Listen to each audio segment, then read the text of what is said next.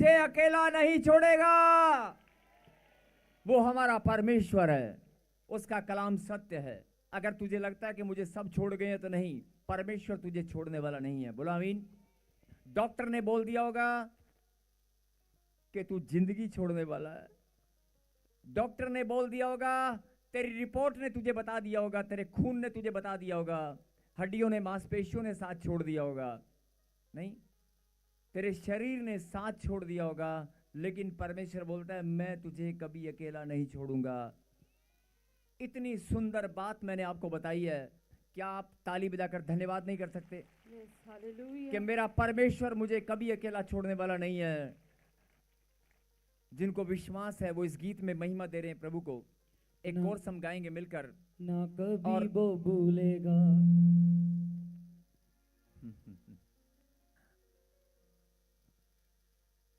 अभी तक आपने बहुत सारा कोर्स गाए होंगे, बहुत सारी प्रार्थना, बहुत सारे गीत सुने होंगे, आराधना की होगी, लेकिन वचन में जाने से पहले मैं चाहता हूं कि एक मन होकर हर एक होंठ,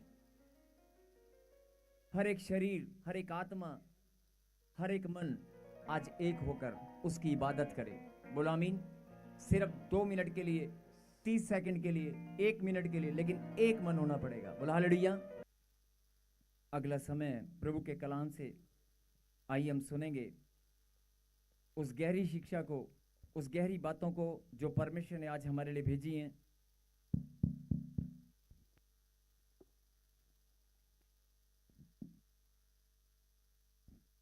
निकालें परमेश्वर के कलाम से भजन संहिता,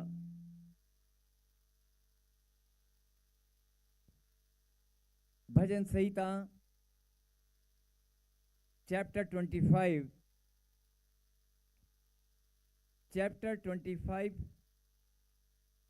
भजन संहिता 25वां अध्याय। हालेलुया। और वर्ष हम निकालेंगे 12। हालेलुया। वह कौन 25 है, का 12 हम पढ़ेंगे। वह कौन है जो यहोवा का भय मानता है, यहोवा उसको उसी मार्ग पर जिससे वह प्रसन्न होता है चलाएगा।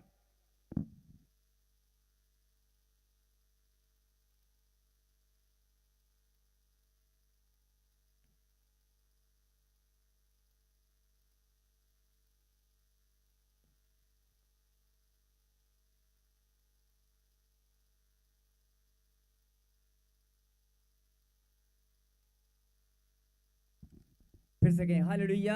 हालेलुया।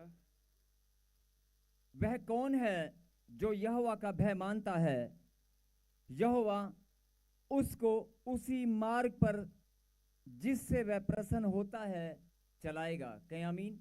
आमीन। वह कौन है जो यहोवा का भय मानता है? कोई गवाही देगा यहां पर? कोई गवाही देगा कि मैं यहोवा का भय मानता हूं? कोई गवाही देगा कि मैं यहोवा का भय मानने वाला उसका बेटा हूं?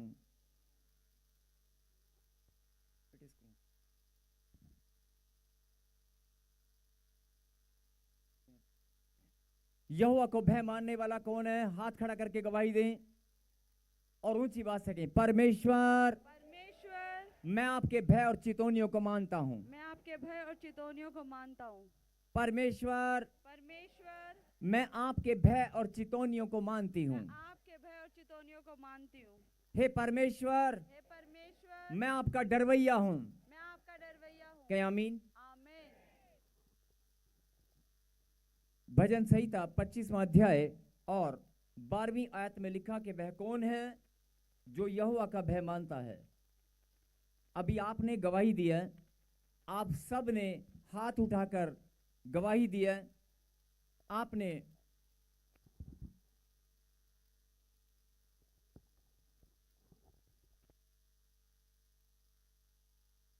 आप सब ने हाथ उठाकर गवाही दिया और मुंह से अंगीकार किया कि परमेश्वर मैं आपके भय और चितौनियों को मानता हूं, मैं आपका डरवैया हूं।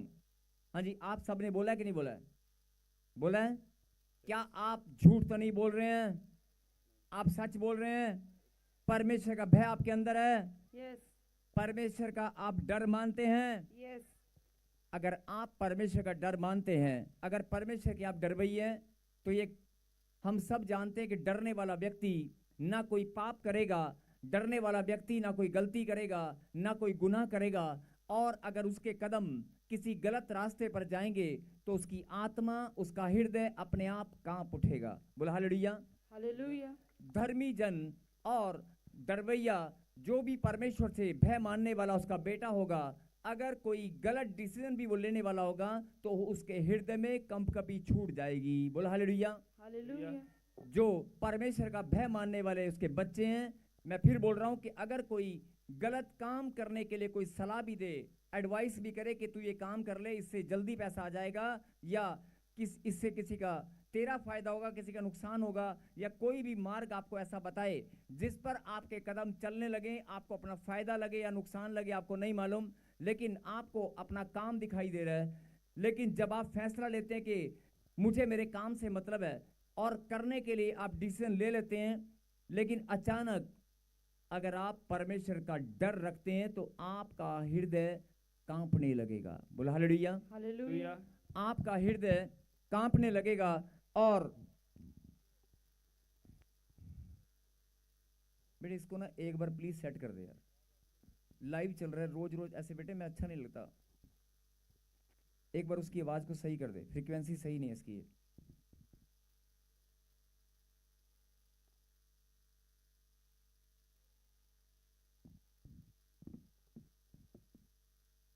फिर से कहें हालेलुया।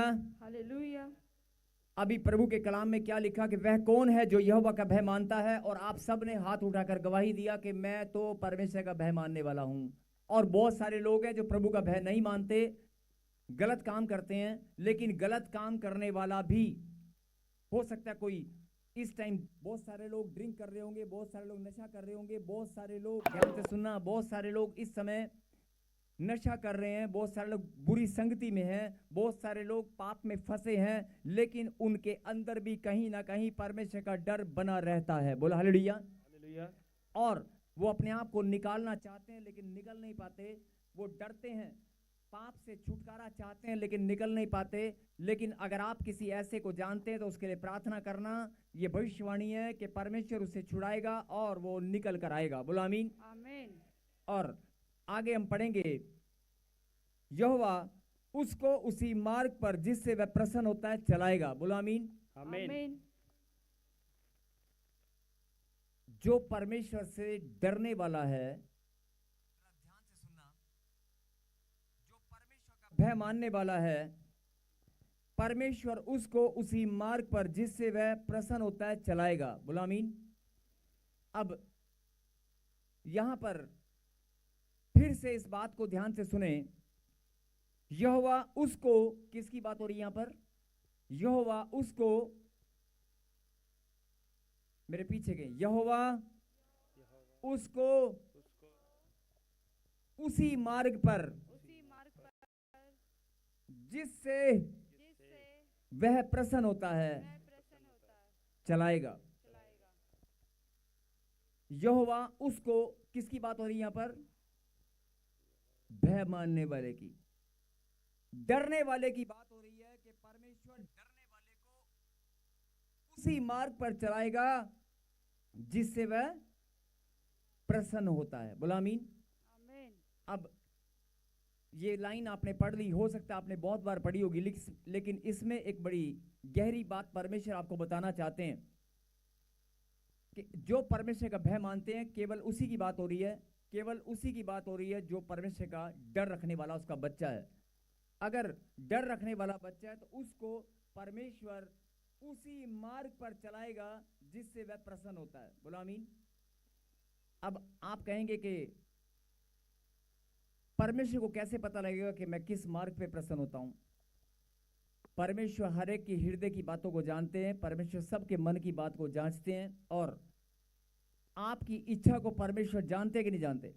जानते हैं ना? तो परमेश्वर को पहले से मालूम है कि तेरी इच्छा क्या है, और यहां पर यही एक बड़ा भेद है जो परमेश्वर अपने बच्चों को समझाना चाहते हैं कि जो तेरी इच्छा है, जिस मार्ग पर तू चलना चाहता है, अगर तू आईएएस अफसर बनना चाहता है, अगर तू कोई सरकारी अधिकारी बनना चाहता है, अगर तू कोई अपना मकान बनाना चाहता है, तेरा सपना है, और अगर तू अपने बच्चों को देश विदेश की धरती पर भेजना चाहता है रोजगार के लिए, अगर तू अपने घर में शांति और आनंद चाहता है, बहुत लंबे समय से लड़ाई झेल रहा है, जो भी तेरी इच्छा है, जो भी तेरी इच्छा है, उसी की बात यहां पर हो रही है। जो फिर से सुने, अगर आप अपने बच्चों को देश विदेश में भेजना चाहते हैं, आप कर्जे से छुटकारा चाहते हैं, आप सच्चाई के मार्ग पर चलना चाहते हैं, आप पवित्रता के मार्ग पर चलना चाहते हैं, आप जो भी आप चाहते हैं, यहां पर उसी की बात हो रही है। क्या लिखा? यहोवा उसको मतलब डरने वाले को उसी मार्ग पर जिससे वह प्रसन्न होता है चलाएगा। और यहां पर दोनों ही बातें हैं कि परमेश्वर एक इंसान है, वो चाहता है कि मैं इस मार्ग पर चलूं, उसकी इच्छा है, और अगर वो उसकी इच्छा पूरी हो जाए तो खुश होगा कि नहीं होगा? खुश होगा कि नहीं होगा? होगा कि नहीं? Yes. और एक इच्छा परमेश्वर की है, एक इच्छा परमेश्वर की है, जिस मार्ग पर परमेश्वर आपको चलाना चाहते हैं, जिस मार्ग पर परमेश्वर आपको चलाना चाहते हैं, अगर आप उस पर दौड़ने लगोगे तो परमेश्वर प्रसन्न होगा कि नहीं? होगा कि नहीं? इस वचन में दोनों ही बातें, आप ध्यान से सुने, दोनों ही बातें, परमेश्वर भी आपको उसी मार्ग पर चलाना चाहते हैं जिससे वह प्रसन्न होता है। और अगर खुदा प्रसन्न हो गया तो आपके जीवन में ब्लेसिंग होगी कि नहीं होगी? Hallelujah. और अगर आप खुद जिस मार्ग पर आप चलना चाहते हैं और उस पर आपके कदम सही से चलने लगे, आपकी इच्छा, मतलब मैं एक उदाहरण देकर समझाऊंगा, हो सकता है कई लोगों को शायद समझ नहीं आया। एक बच्चा पढ़ लिख कर अपनी नौकरी चाहता है, एक बच्चा नौकरी नहीं मिली और माता पिता ने बहुत सिफारिश भी लगाया, किसी ने पैसे भी ठग लिए, देश विदेश में जाने का मार्ग भी उसने खोला, लेकिन पैसे लेकर कोई चला गया, मतलब जीवन में वो निराश हो गया। उसने अपने जीवन का कैरियर बनाना था लेकिन कैरियर नहीं बना पाया, और कैरियर नहीं बना, कैरियर से उसके किसी ने खिलवाड़ किया, उसके पैसे भी किसी ने ठग लिए, माता पिता की जमा पूंजी भी खराब हो गई, और उसके बाद वो अपने माता पिता का नाम रोशन करना चाहता था, लेकिन अचानक वो फेलियर हो गया। और ऐसा फेल होने वाला बच्चा जीवन से मायूस होकर, हो सकता है कोई गलत स्टेप उठा ले, हो सकता है किसी गलत मार्ग पर चला जाए, लेकिन वो चाहता था, मजबूर होकर उसने क्या किया, उसने दिहाड़ी करना शुरू कर दिया, या कोई अंडे की रेडी या सब्जी की रेडी लगा ली, क्योंकि पेट पालने के लिए कुछ भी करना पड़ता है। उसकी इच्छा बहुत बड़ी थी, पढ़ा लिखा अच्छा बच्चा था, लेकिन मजबूर होकर, हालात और परिस्थिति का शिकार होकर उसने क्या किया, समझौता किया, और समझौता करने के बाद उसने अपने आप को डाउन करके पेट को पालने के लिए, अपने परिवार का पालन पोषण करने के लिए कोई छोटी मोटी रेडी लगाकर वो खड़ा हो गया, या दिहाड़ी करने लगा, कोई मजदूरी करने लगा। लेकिन और ऐसे बंदे बहुत सारे आपको मिल जाएंगे, बहुत सारे लोग आपके आसपास, आपके परिवार में बहुत सारे लोग मिलेंगे, लेकिन वो जीवन से चाहते कुछ और थे लेकिन हो कुछ और गया। लेकिन यही बात परमेश्वर आपको समझाना चाहते हैं कि अगर मेरा भय तू मानता है, भले ही 10 साल हो गए, तेरा कैरियर स्पॉइल हो चुका है या तेरा कैरियर खराब हो चुका है, तेरे जीवन में जो मार्ग तूने चुना था वो उस मार्ग पर तू नहीं चल पाया, या जो तूने टारगेट लिया था अपने बच्चों को पढ़ाने का, बढ़ाने का, देश विदेश की धरती पर भेजने का, वो तू नहीं कर पाया, तेरे पैसे भी किसी ने वेस्ट कर लिए, जो मार्ग पर तू चलना चाहता था वो मार्ग किसी भी कारण से उस मार्ग पर आप नहीं चल पाए। लेकिन अगर आप परमेश्वर का भय मानते हैं तो एक दिन आपके जीवन में परमेश्वर लेकर आएगा वही समय, वही खुशी, वही प्रसन्नता, जब आप अचानक से आपके जीवन में कोई अपॉर्चुनिटी आए, मतलब कि अचानक आप दिहाड़ी कर रहे हैं, आपकी सोच 3 साल 4 साल हो गए, आपने उम्मीद छोड़ दी कि मुझे नौकरी नहीं मिलेगी, और अचानक आपको एक अपॉर्चुनिटी मिले, कोई जीवन में एक बंदा है और बोले मैं तुझे विदेश लेकर जा सकता हूँ, तेरा सैलरी पैकेज लाखों में होगा, या कोई एकदम से कोई तेरी फैक्ट्री में नौकरी की वैकेंसी तुझे दे और बोले कि तेरी सैलरी अचानक से, आप हैरान हो जाएंगे। जिस बच्चे ने उम्मीद छोड़ दी थी संघर्ष करने के बाद, उसको कोई एकदम से 4-5 साल के बाद बोले कि तेरी सैलरी लाखों रुपए में है और तू मेरे साथ काम कर, आप हैरान होंगे कि नहीं होंगे? Yes. होंगे कि नहीं होंगे? Hallelujah. यही बात परमेश्वर समझाना चाहते हैं कि अगर जब तक तेरे अंदर डर नहीं था, तू भटक रहा था, अगर तेरे अंदर मेरा डर है, अगर तू मेरे वचन का पालन करता है, मेरे वचन की शिक्षा पर चलता है, मेरा भय मानता है, तो तेरे जीवन में 10 साल हो गए भटकते हुए, 5 साल हो गए भटकते हुए। हार मना कर तू जीवन के संघर्ष में तू 10 बार हार मान चुका है। हार मानकर तूने जीवन से समझौता कर लिया, लेकिन एक दिन तेरे जीवन में आएगा, आएगा, आएगा। मैं तेरी इच्छा को जानता हूं, मैं अपॉर्चुनिटी को तेरे जीवन में भेजूंगा। यस आमीन। मैं उस अपॉर्चुनिटी को तेरे जीवन में भेजूंगा। बहुत सारे लोग गवर्नमेंट नौकरी, गवर्नमेंट जॉब चाहते हैं। बहुत सारे लोग जो भी चाहते हैं अपने बच्चों के लिए, अपने लिए, लेकिन परमेश्वर का वायदा है कि मैं तुम्हारे जीवन में वो दिन, वो समय फिर से लेकर आऊंगा। कैसे? जरा ध्यान से सुने। यहोवा उसको उसी मार्ग पर यहोवा उसको उसी मार्ग पर जिससे वह प्रसन्न होता है चलाएगा। अब वो जो बच्चा अंडे की रेडी लगा रहा है, जो बच्चा हार मान के 4 साल हो गए अपने परिवार का पालन पोषण करके उसने कोई मजदूरी कर रहा है, जिसका टैलेंट था, वो इंजीनियर की पढ़ाई की उसने या बहुत बड़ी पढ़ाई की, और उसका टारगेट था कि मैं लाखों रुपए कमाकर अपने माता पिता का नाम रोशन कर सकता हूं, लेकिन वो 10,000 15,000 रुपए महीना कमा रहा है। उसके जीवन में अगर 5 साल बाद अचानक से ऐसी अपॉर्चुनिटी आई, कोई कंपनी उसको ऑफर दे के मैं तुझे फिर से इंजीनियर अपॉइंट करता हूं और मेरी कंपनी में तेरी जॉब भी सबसे टॉप की होगी, उसके जीवन में वही मार्ग फिर से आया कि नहीं आया? मैंने एक उदाहरण दिया आपको समझाने के लिए कि अगर आपके अंदर परमेश्वर का भय, जवान बच्चे, बहुत सारे लोग बातचीत में समय बिता देते हैं, बहुत सारे बच्चे बातचीत में समय बिता देते हैं।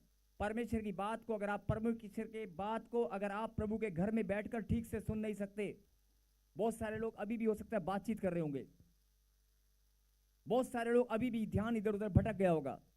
यही बात मैं समझाना चाहता हूं। बहुत सारे लोग पीछे वाले, दाएं वाले, बाएं वाले, आपका ध्यान भटक गया होगा, आपको प्रभु की बात समझ में नहीं आ रही होगी।